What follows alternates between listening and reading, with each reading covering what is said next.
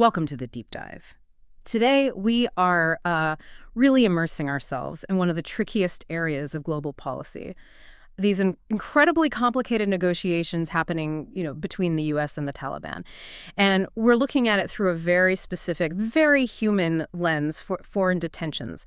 Our mission today is pretty focused. We've got a stack of sources detailing a very recent prisoner release, the kind of small win that offers a bit of hope. And we're going to try and extract exactly what this tells us about the ongoing, complex, high-pressure effort to sort of manage relations with the Taliban in Afghanistan. Right, and what's really striking here, I think, is the tension. It's always there. You have this immediate, visible success, getting an American citizen out, but that achievement immediately kind of bumps up against the bigger, much more serious geopolitical and humanitarian problems that still define Afghanistan today. It's like a single bright spot in a very long, drawn-out process. Exactly. And the core piece of news we have to start with is this. On a recent Sunday, the Taliban released a U.S. citizen, Amir Amiry. And crucially, our sources are pretty clear. This wasn't just, out of the blue goodwill.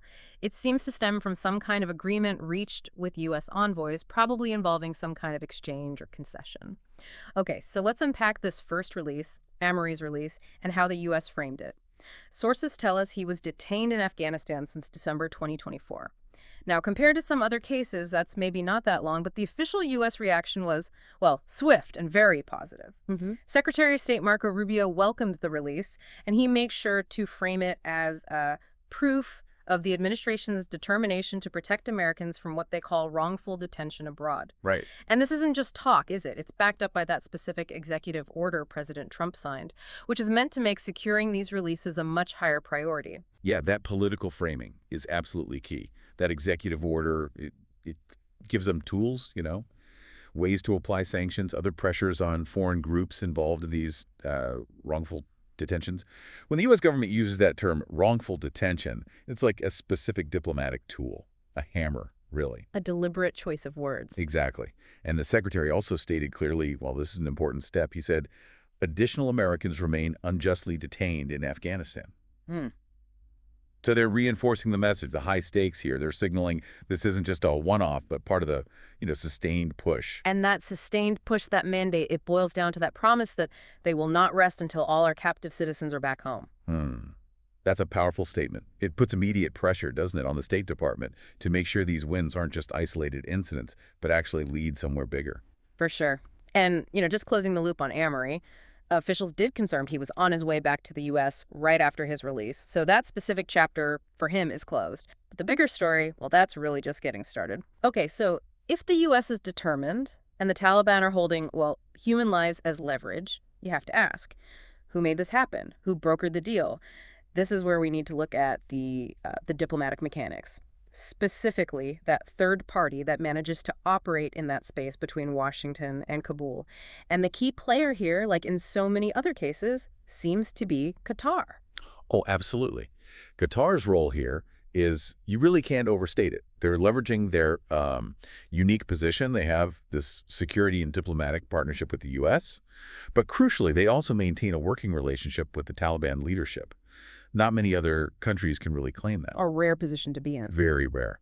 And this release, Amiry's, it's just the latest success for them. Qatar has apparently secured the freedom of 4 other Americans from the Taliban just this year. Plus, they helped with that British couple who were released earlier. They've basically become the go-to channel, the indispensable diplomatic courier in this really high-risk game. The reliable back channel. But okay, the success they achieved through that channel brings us right back to the central mystery, the thing all our sources point to, which really defines the Taliban's leverage here. It's still unclear what the Taliban receive in exchange for freeing U.S. nationals. We just don't know. Right. We see the result. Amiry is free. Great news. Yeah. But the price, the concession, it's completely hidden.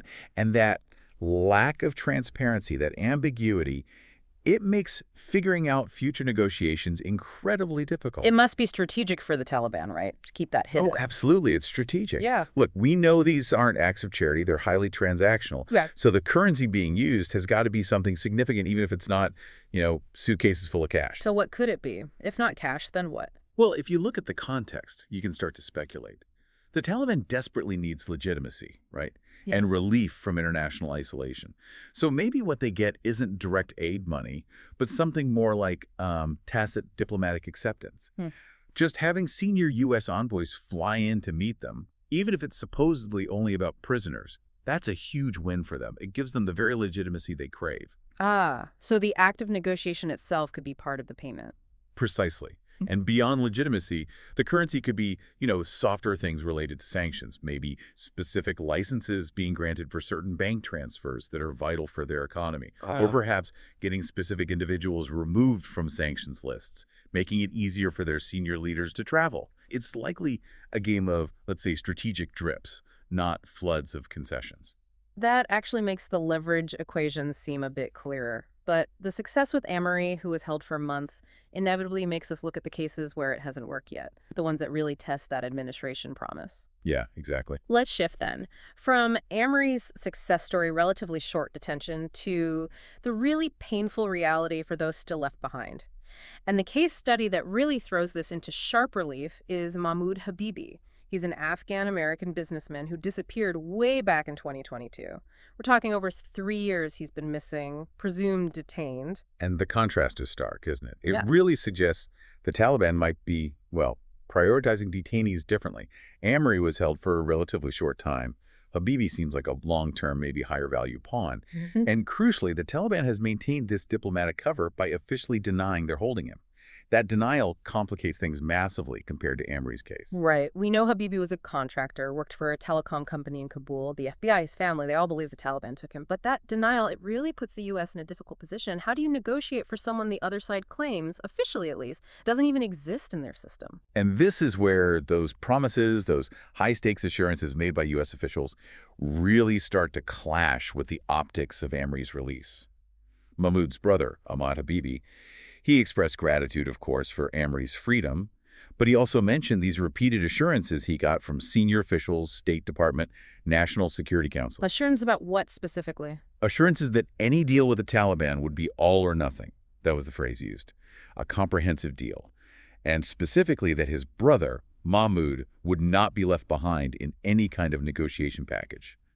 So when you see a single release like Amiry's, it kind of shatters that expectation of a big all-inclusive deal, doesn't it? Wow, yeah. It puts enormous emotional pressure on the family, obviously, but also political pressure on the U.S. envoys to immediately deliver on those long-term detainees like Habibi. You can really feel the weight of that. The family had this expectation, this specific assurance that the next deal would bring everyone home, and now they see this partial success, which paradoxically, you have to wonder if it actually costs the U.S. some of its, limited bargaining chips. Absolutely. And I think to understand why Kabul feels they can afford to, maybe, ignore some of that human pressure, why they might release a short-term detainee like Amiry while holding on to someone like Habibi. We need to look beyond the individual cases and see just how desperate the economic situation in Afghanistan has become, because that's the real source of their ongoing leverage. Ah, the bigger picture. Yeah, Afghanistan is facing these just mounting, severe economic and humanitarian crises. Remember all that international aid money that flowed in after 2001? Billions. Well, it's rapidly dried up since the Taliban took power, and that creates this huge vacuum, a resource gap, that the Taliban needs to fill somehow. So every diplomatic interaction, every meeting becomes a potential opportunity for them either to get aid, resources, or, as we talked about, that crucial legitimacy. And didn't they just have a major earthquake, too? That must make things even worse. Exactly. That immediate need for international attention, for funding, it was brutally highlighted by that magnitude 6 earthquake back on August 31st. It's just crisis upon crisis, which means any diplomatic channel, even one focused on prisoner swaps, is a route they're going to exploit to gain something, aid, legitimacy, maybe both. But it's not just about aid or legitimacy from the U.S. side, is it? There are bigger strategic goals at play for Washington, too. Afghanistan is still, apparently, a specific focus for President Trump. And he's voiced a very clear demand that goes way beyond humanitarian concerns. He wants to retake Bagram Air Base. Yeah, that Bagram demand is possibly the biggest sticking point right now. Bagram, for context, was that huge former U.S. military base, the main hub for decades. It's a nerve center. Pretty much. Yeah. The U.S. likely wants it back, or at least access to it, for things like counterterrorism monitoring, maybe just regional influence. Makes sense strategically, but how have the Taliban reacted to that? Well, according to our sources, senior Taliban officials have flat out rejected the demand, just said no. For them, Bagram is a trophy. It's a symbol of their victory over the U.S. Giving it back, or even allowing U.S. access, would completely undermine their political narrative at home. So you've got these massive conflicting objectives. The U.S. wants its citizens back and maybe a strategic asset like Bagram. The Taliban wants resources, legitimacy, and to keep hold of symbols of their sovereignty. Exactly. It paves the diplomatic landscape with landmines, basically. And that sharp disagreement over Bagram, it just further complicates trying to figure out what the U.S. might have actually given up for Amory. Was it purely symbolic? A meeting, maybe a small banking license like you suggested? Or did it maybe involve even a slight softening on the Bagram demand, perhaps just for a moment? We don't know. We don't. It adds another layer of mystery. Okay, so let's try and bring this deep dive together. We've looked at the immediate win, Amiry's release. We saw the absolutely critical role Qatar plays as a mediator. We've touched on the really difficult moral and political pressure created by those assurances given to families like the Habibis, that promise of an all-or-nothing deal. And we finished by looking at that broader context, the drying aid, the humanitarian disaster in Afghanistan, and these big U.S. strategic interests like the demand for Bagram. Yeah, I think the synthesis is this. Releasing a U.S. citizen, especially someone detained relatively recently like Amory, is an important, probably low-cost step for the Taliban. It shows lines of communication are open and things are transactional.